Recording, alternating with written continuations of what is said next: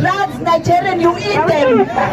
With those guys, can we please move off my property? You are not welcome. I have no time to meet with you today. You're welcome to give me a call and we can set up a meeting at another time. We must fork out our money and maintain the whole of Africa. We cannot maintain the whole of Africa. And you check the whole of Africa. If you go to school... It's under sad circumstances. I do believe you are wanting to close your CMT, or I can see many machines lying empty here. I believe you wanted to close your operation down. Yeah. Where is all this money coming from? Is this that Minnesota money? Right? Because you come, I mean, the state of Somali, the GDP is not up there. They're like top. So JACINTA is leading a group of South Africans. They are protesting and they are marching, and she's inciting South Africans that whenever they see a Nigerian with a powder, they should force that Nigerian to eat the powder. Charlie, it is crazy. And also the looting is still going on. The looting is still going on. Like, when you think about it, these people, the looting is still going on. They are taking people's items from their shops, especially African immigrants, and it's not nice at all. It's not looking nice at all. And there is this white man that Pakela visited with some police officers, visited his farm, and the embarrassment, the way he embarrassed them, yes. I have this and other videos for you. Don't forget to like, don't forget to subscribe. You don't lose anything by liking. Just give the video a thumbs up. Let's go into the video. Watch, come back and talk. From now on, we find you with drugs, Nigerian, you eat them. You find a Nigerian with drugs, you eat them. If there's nothing wrong with eating drugs, Nigerians must eat them. If there's nothing wrong with taking drugs, Nigerians...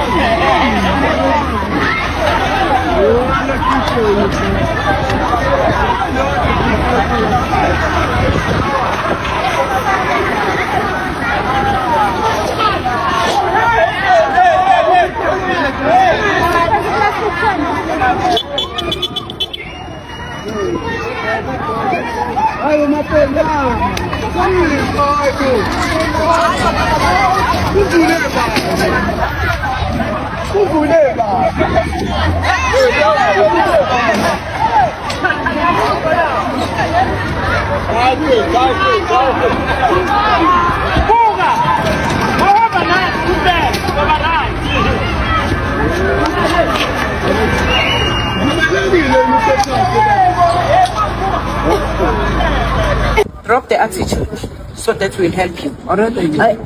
I'm talking to you.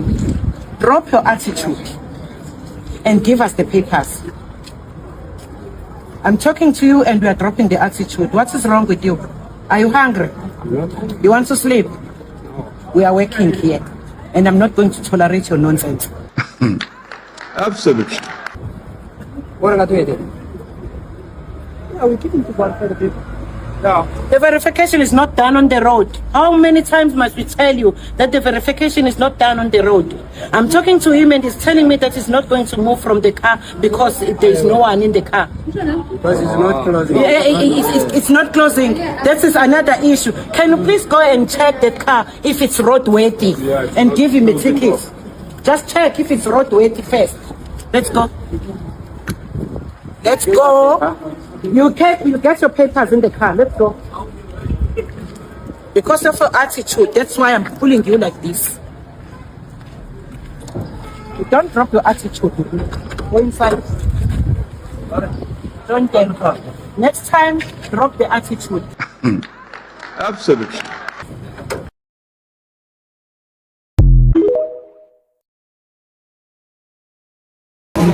Nico, speaking to Mabatam. I am from Lako.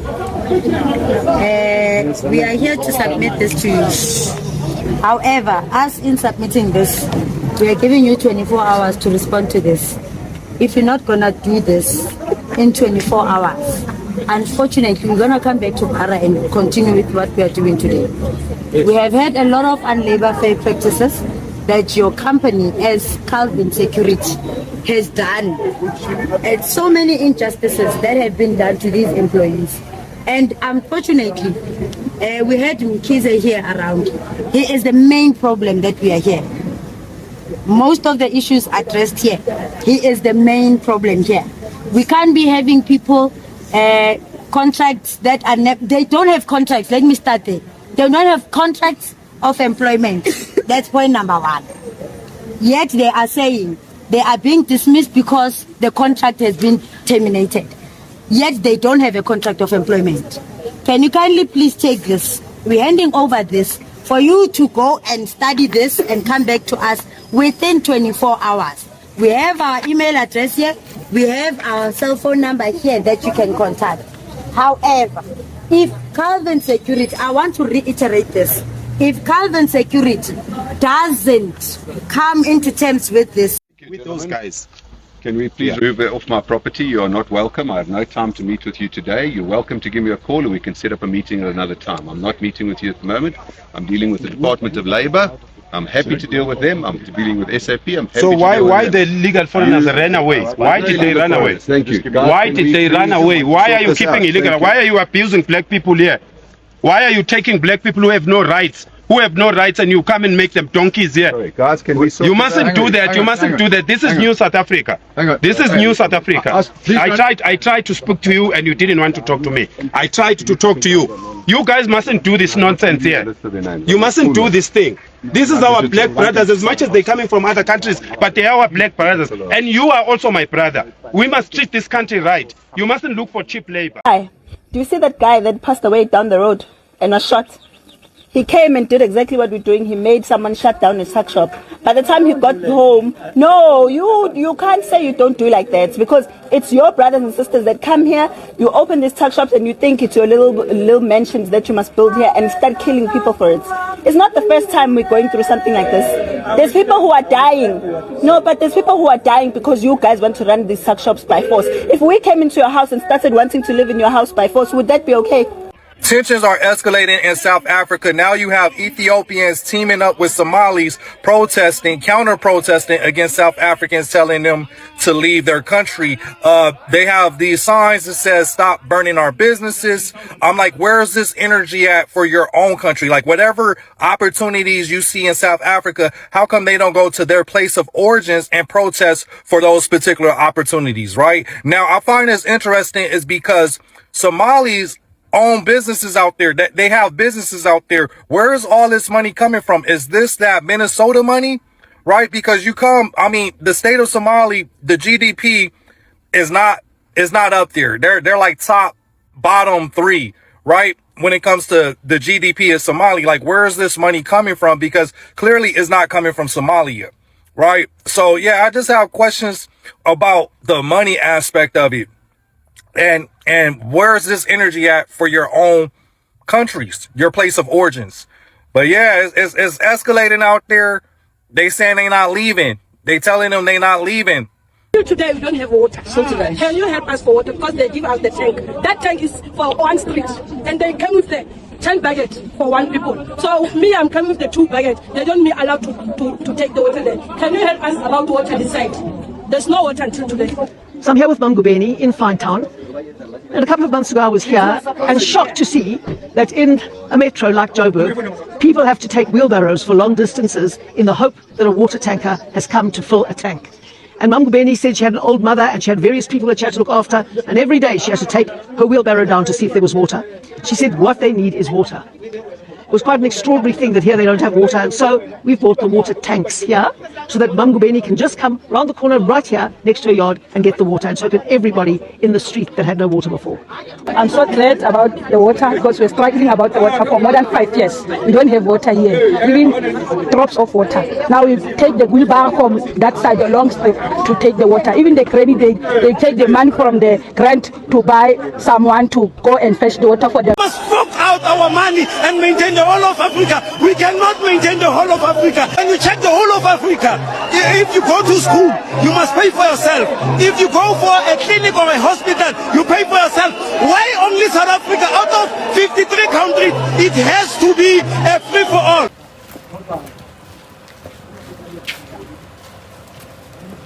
So we're currently at a clothing factory in Hammersdale, just west of Durban. The Department of Employment and Labour is currently conducting a raid here, and as you can see here, there's quite a number of violations that relates to labour.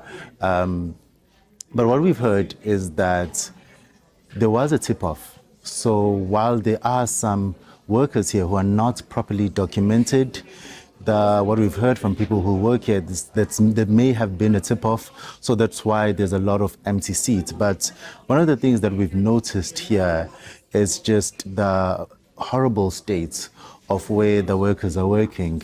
As you can see, it looks like a clothing factory, but it's not properly ventilated. For some reason, the windows are closed, and there's a very funny smell here, and I think that's probably why the windows are closed. There's a sewage plant just next to here, and it smells very, very strong. But the workers also don't have uniforms. And as you can see, just looking at the state of the condition that this factory is in, the ceiling is falling, there's cats, it smells a bit funny. The Deputy Minister, Mr. Jomo Sibiya, was engaging the workers on UIF, compensation fund, minimum wage, whether they're being paid the minimum wage, personal protection equipment, and even a uniform. And it seems that just based on the reactions by the workers that none of those things are being complied with.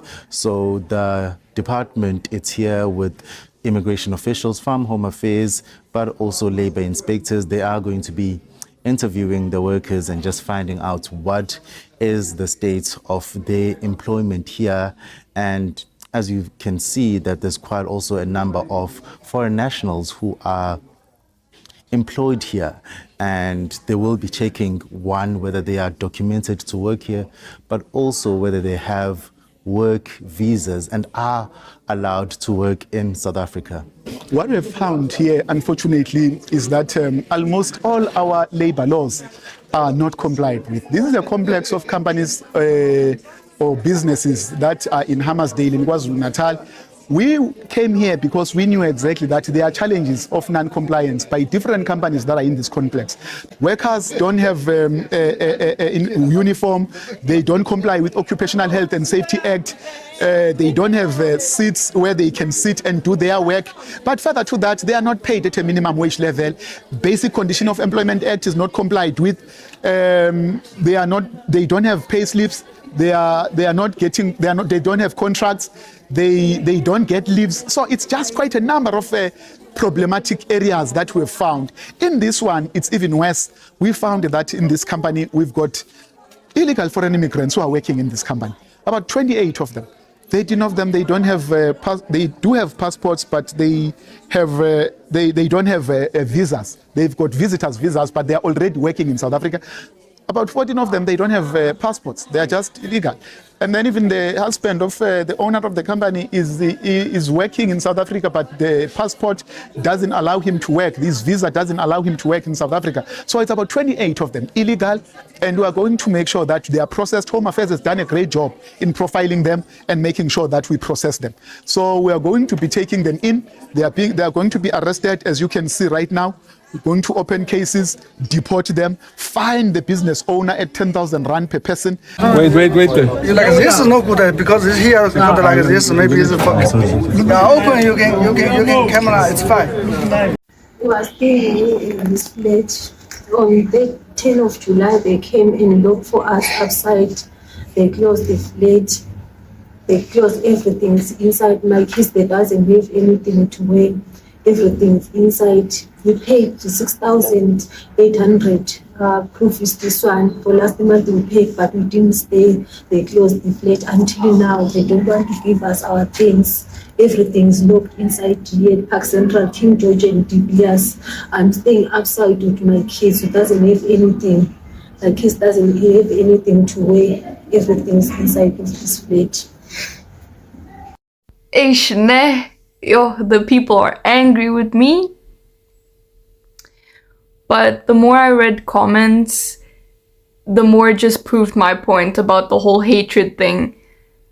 There's so much hatred. So much hatred. It's barbaric. It is sinister. There's so much hatred in those comments. Just like when I compare being in Mozambique to being in South Africa. Here in Mozambique, you can walk around everywhere, wave at people, they will wave back, they'll be friendly. In South Africa, as a kid, when I went to South Africa, and I would wave at everyone, and people would look at you like you're a piece of shit if you wave at them. Like, generally speaking, they're not friendly or approachable people. Most of them. I'm not gonna say all of them, because apparently you guys think if I say South Africans, I am talking about all of them. But if the shoe fits, wear it, right? But yeah, it just proves my point about the hatred. There's so much hatred for everyone and everything. At the end of the day, most of them just, look for someone else to blame instead of doing the inner work and seeking therapy and healing. Yeah, it's sad, guys. I really wish that, the world could be a peaceful place and everyone could just, come together in harmony. But unfortunately, some people make that very, very hard. Right, guys, I'm here with Jerome from JNL Clothing. Right, Jerome? Yes, sir. Jerome, thanks for having us come here to your operation. Although it's under sad circumstances, I do believe you are wanting to close your CMT. I can see many machines lying empty here. I believe you wanting to close your operation down. Yeah, it's gotten to a point where now we have to close down. How many years in the industry? I've been in the industry for 16 years. If we count everything, our family's been here for 34. How many employees do you have here? We have 23 employees, 2 of foreigners, and the 21 is all local people. 21 local people, and you have two foreigners employed with you. Yeah. So you've tried to keep it local, try to keep the locals employed. As best as we can. If I may ask you, when you employed the foreigners, how long ago were they employed with you? One of the guys was employed here since, I'd say, about 12 years. So they're quite long with you, yeah. So right now, one of the problems facing the industry, which you have said to me, is that, and one of the reasons, as you said to me, you might say it yourself here, is that you can't handle the stress of tomorrow you can be arrested by immigration for having that foreigner with you. Am I right? Correct. So every day you open, every day you stand the risk of being arrested. Being arrested and being incarcerated, however you want to put it. For having a foreigner who's been running your business, assisting you running your business quite well. Like you'll say he's a valued employee at this point. He is, and I've known him for a while. His character is good and his work ethic is excellent. And you train him from the ground up, right? As you said. Ground up, as we do with So, might I add, to replace him tomorrow is not going to be easy. No, it's not going to be very easy. Yeah. So, when the government is calling for replacement of locals or foreigners with locals, it's not as easy as they make it seem. Like you just take the guy and place him in the position. Would I be correct in saying that? Correct. Some of these guys have time invested in them, money and expertise invested in them. So that's the message I'm getting from a lot of CMT guys. The reason is you can't just blanketly take someone. Even I think the most skilled job, so to speak, is the machinist, and that is the heart and soul of the CMT industry. Am I right? Correct. Yeah, it is. And you've alluded to something early on, which many people speak about, but no one wants to speak about it openly. But you said if you have members on your floor right now, and you showed me an example of it, you'd have a local person who's unable to produce and do the what shall I say? We don't put it succinctly. Can I put it another way? Yeah. Succinctly, right? We work in a score system. Most factories work in a score system. The minimum score, even if you look at Bargaining Council standards, is about 80 garments an hour, which is about 1 garment every 45 seconds. If you actually take the scores are shocking. They are basketball. You mean local and foreigner? Yes, sir. And I think that's something most people don't want to talk about and don't want to accept. But I think the heart of the industry is to make score, is to make your production. Correct. Because you work on such low levels. Your profit. So low pricing points. Yeah, your profit. Yeah. And then of course the bargaining council as well comes into play. They want minimum wages, etc.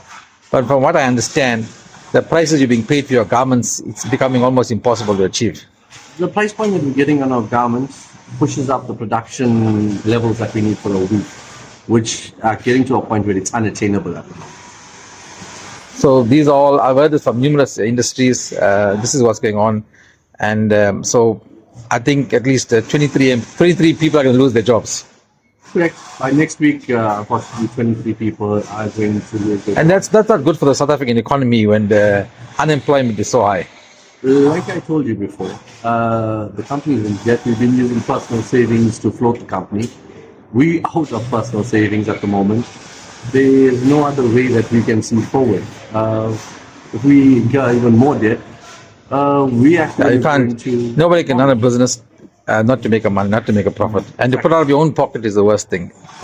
And you talk to a lot of the guys that are in the industry, a lot of them are actually at the moment pulling out of their pocket and trying to float their business. By the way, the sad news is I know many others I'm going to go see who are in the same boat as you at the dying end of a business and wanting to close down.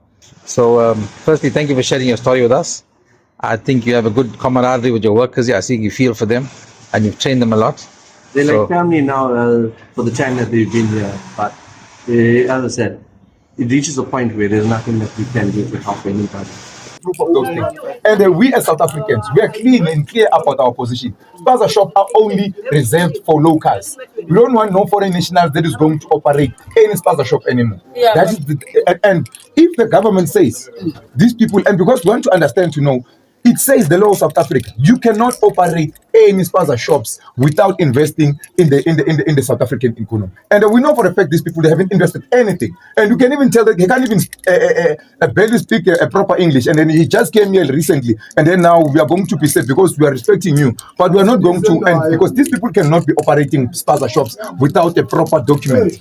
That is what we are here and clean about that position. So what we need to understand is that from your office to say, in terms of ensuring that these documents are valid, how are we going to ensure that his passport is valid, his permit is valid? Because we cannot be dwelling in their documents because in your presence, you are respecting your duty. But going forward, we'll need also the people who are going to verify these people's documents and scan them if it has to be. Yeah, but as a it's only us. So verify that is what you say. How are we going to be certain that his document that is producing now it's valid and in order? So we as South Africans, more specifically, even the government knows this march and march is not for them to check if they have documents or not. We are saying they are not going to operate our SPAZA shops in our townships. Finish and clear. SPAZA shops and every other small businesses are only strictly reserved for South African citizens. That's our position as citizens. Not to say we're marching to check their documents and so forth. This guy, my friend, you cannot operate this shop as we are closing. Just like that until. And then you must take your best and leave. I had a really bad experience and then it wasn't a bad experience today. I took my son to the doctor's because he has an ear infection. And my usual doctor wasn't there. I didn't make an appointment, so I had to see the doctor who was there. And he was from Nigeria. And he is Nigerian. Okay. And he was so mean to me. Like, he was so nasty. Okay. No, really, so nasty. And then I said, "Are you from Nigeria?" Okay. And then he says, "Yes." "Where are you from?"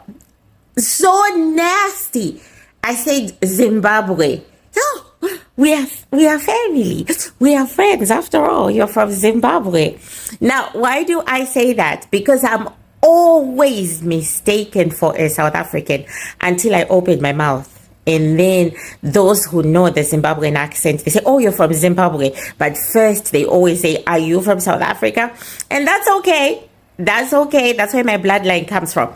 But I just realized that Life is very difficult for South Africans who are overseas right now. Life must be really difficult for them. They must be facing a lot of animosity, a lot of hate. Yeah. They must be going through it, guys. Because when I said I'm Zimbabwean, he was like, oh, yeah, Zimbabwe and Nigeria, we are friends, we are family. I said yes. Then he was nice to me. Then he was nice. But he was like, what do you want? What can I do for you?